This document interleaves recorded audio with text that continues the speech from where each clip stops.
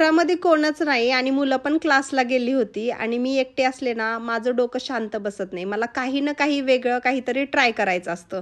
आज म्हटलं एक गोष्ट ट्राय करूयात आणि ती तुमच्याबरोबर पण शेअर करूयात. म्हणून किचनमध्ये आले, दूध गरम करायला ठेवलं.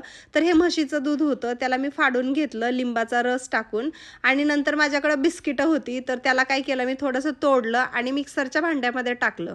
तुमच्याकडे कुठलं पण बिस्किट असेल ते घ्या. आता माहीत नाही, मी तुमच्याबरोबरच शेअर करते, तेव्हाच ही समजेल की खरी कशी झाली रेसिपी.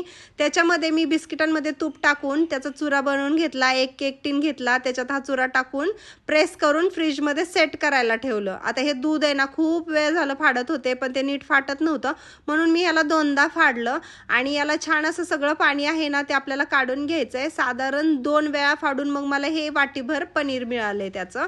आता दही होतं माझ्याकडे छान असं घट्टसर, म्हणून मी असं बांधलेलं तर नाही दही घेतलं, पण तुम्ही म्हणजे असं रात्रभर बांधून ठेवलेलं दही असतं ना, तर ते घ्या. त्याच्यामध्ये व्हॅनिला इसेन्स, कंडेन्स मिल्क, 1 चमचा कॉर्नफ्लॉवर आणि साखर टाका तुमच्या आवडीनुसार, म्हणजे 1, 2, 3 चमचे, आणि मिक्सरवरती परत फिरवून घ्या. परत ते बिस्किटांचा चुरा होता ना, त्याच्यावरती हे बॅटर टाकून ह्याला बेक करा, जसं आपण केक बेक करतो. मी मायक्रोवेव्हला हे केक बेक केला साधारण 15 मिनिटासाठी. नंतर फ्रीजमध्ये सेट करायला ठेवला.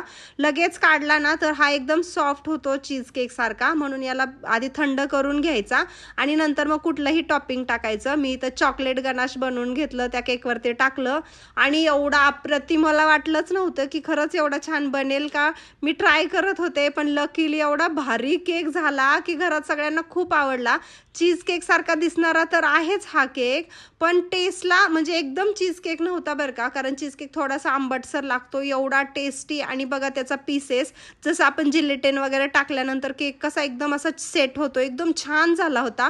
घरात सगळ्यांना खूप आवडला. म्हणजे जेवण झाल्यानंतर आम्ही हा एन्जॉय केला, कारण फ्रीजमध्ये सेट करायला ठेवला होता. अप्रतिम झाला. नक्की ही रेसिपी ट्राय करा आणि मग मला कमेंट करून सांगा रेसिपी कशी वाटली ती.